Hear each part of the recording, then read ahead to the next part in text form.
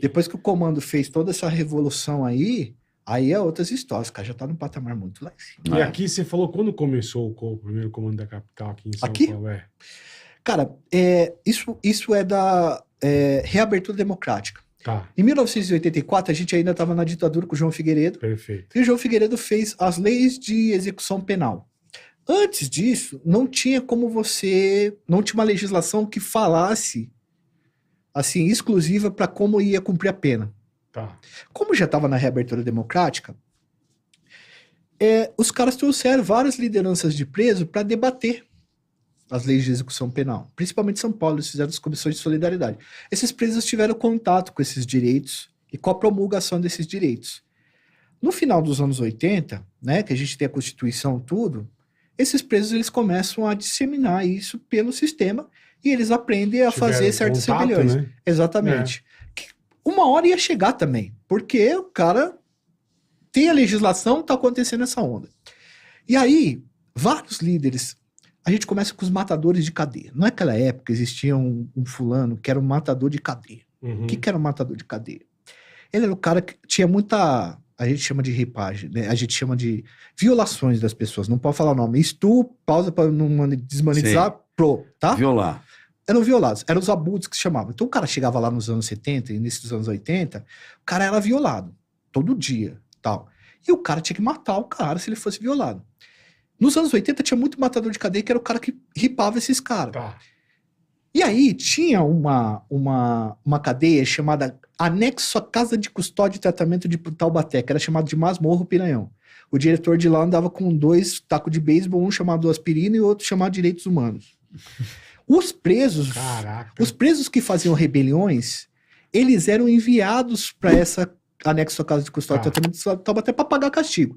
Então ele era um centro de readaptação penitenciária. O cara não conseguiu se adaptar. Taco de beisebol. E aí levava para lá. E os caras tomavam surra, tudo, Sim. Passava fome. As pastorais carcerárias começaram a entrar e viam o que acontecia ali. E aí chega um momento que eles colocam ali os caras mais liderança do sistema, que é pós o massacre do Carandiru. Porque eles tinham que tirar os caras dali para reformar. Sim. E colocar os caras lá. Que eram os caras que organizavam. O Paixão, por exemplo, que é um dos fundadores, ele virava uma cadeia sozinho. Pra você ter uma noção. Tá. O Cezinha, que foi um dos fundadores, César Augusto Roriz, ele acordou estressado um dia, matou 2 caras na cela dele, arrancou o coração e trocou dos lugares. Tinha cara lá que comia coração frito. Bom, esses caras estavam em Taubaté, certo? É de boa, né, meu? Come coração frito, é isso? Aí o que é? Juntaram os caras lá. Isaías Esquisito, Bicho Feio, Misael Baiano, Paixão, Zé Cachorro, Cezinha, Geleão e o último o Bicho Feio, eu já falei? Falou. Tá. O Zé Paixão também. Esses caras. Tá. Já Deus. O Isaías Esquisito e tal, esses caras aí. E aí, esses caras se juntaram e assim, tinha 2 estamentos ali, o primeiro e o segundo andar. O primeiro andar ficavam os presos caipiras, que eram os presos que vinham do interior. E o segundo andar ficavam os presos da capital. E os presos da capital já tinham absorvido esse negócio de rebelião. E eles resolveram que eles iam fazer uma rebelião de vários dias, de greve de fome. Os presos do interior não toparam fazer, porque eram caras que a gente não tinha absorvido essa legislação tudo. Sim. E o único momento que eles saíam junto era para jogar bola. E aí os caras... os 2 andares. E aí esses caras se juntam e fazem uma chacina, matam os vários presos. 2 presos, na verdade. Os caras cortaram a garganta do cara com capa de pilha. Eu li o processo inteiro. Meu Deus. Daí, o que acontece? Quando acontece um crime desse, o diretor chega e fala assim, beleza, vocês se resolveram entre vocês, mas eu preciso de um bode, que é um lagarto, né? É o cara que vai assumir o BO. Eles combinaram que ninguém ia assumir o BO. Todo mundo falou que não sabia nada. O Misael, que tinha ficado preso, que é um dos fundadores, tinha ficado preso com os irmãos Torce, que eram mafiosos italianos, os irmãos Torce falaram pra ele, mano, se você for formar alguma organização, você tem que fazer um estatuto. Porque se o cara tiver em Catanduvas, ou se o cara tiver aqui em Tirapina, ele sabe o que tem que fazer porque tá escrito.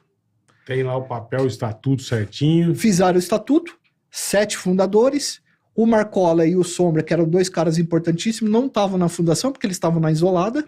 Eles ficaram de chefe e esses caras ficaram de fundadores. E aí, o governo começa a transferir esses caras. Onde esses caras chegavam, eles matavam os caras mais antigos e falavam, agora a cadeia é do comando. Espalhava o estatuto dele. Matador mesmo. Os caras eram ruins mesmo, mano. Matava de entortar a faca no chão e falava, eu te vejo no inferno. Já o Marcola e o Sombra, que eram chefes, eles chegavam e eram mais na política. Eles inseriam mais convencendo a população Mais carcerária. no papo. É. Tá. Os caras foi tudo morrendo, os fundadores. Foram todos morrendo, só sobrou o Cezinha e o Geleão. Só que chega um momento que a mulher do Cezinha manda matar a mulher do Marcola. A mulher de um dos fundadores. E eles eram amigos de infância, tá, Bola? Ah, que bom. Uma coisa que é interessante do avanço do PCC foi o uso de celular. Eles ficaram presos com o Spencer, que era o sequestrador do Abílio Diniz. Vocês lembram disso? O Spencer era um canadense que era especialista em telecomunicação. O celular já estava avançado lá, estava chegando no Brasil, e ele ensinou a organização criminosa a fazer, como montar centrais telefônicas, e aí eles instituíam o salve. Quem não tivesse cumprindo o estatuto, dava um salve e mandava ripar o cara e organizar rebeliões, como aconteceu em 2001, que aí a gente viu que o Google acabou apresentando o primeiro comando para o mundo, né?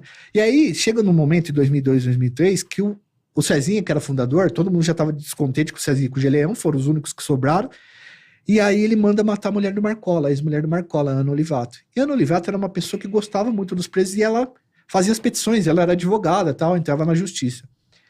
Cara, a população se revoltou contra o Cezinha, porque ele tinha mandado matar ela. O Marcola, que já era um cara bastante conhecido, ficou quase louco. Ele se juntou com um monte de preso famoso, o Andinho, o Tiriça, o GG do Mangue, o Birosca, e falou assim, tá na hora da gente ripar os caras. Então a massa carcerária ficou do lado dele e ele expulsou o Cezinho e o Geleão, e aí ele vira o grande chefe da organização criminosa. E aí ele vai ampliar a organização criminosa de uma forma que os caras vão tomar o Paraguai, Santos, e hoje os caras vendem bilhões. Bilhões. Tá? Bilhões. Quantos cabeça tem?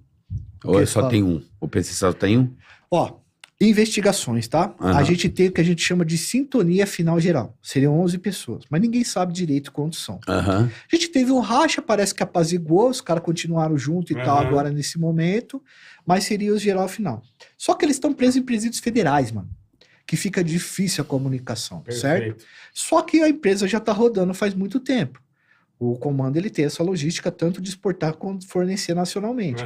Esses caras recebem a mesada deles, os caras que tá aqui fora, tipo André do Rap, esses caras, eles pegam o dinheiro mais bruto que tem. Só que agora a gente tá no período dessa organização, que é o período de infiltração. É período que essa organização, ela dá uma estabilizada e ela começa a se infiltrar como a máfia faz. Então vocês vão ver lavagem de dinheiro, vocês vão ver 200 bilhões de criptomoedas, vocês vão ver policial sendo corrupto, vocês vão ver empresários famosos que vão ter ligação com o comando. Entende? É essa fase agora, mano. Entendi. Sacou? Não sei se ficou claro. Tá muito claro. Ficou claríssimo. Chamar o Dileira que ele esclarece. Cara, tudo loucura, bem. É muito louco. E agora tá nessa fase. E a gente fica sabendo de um monte de coisa, a gente até assusta, né, irmão?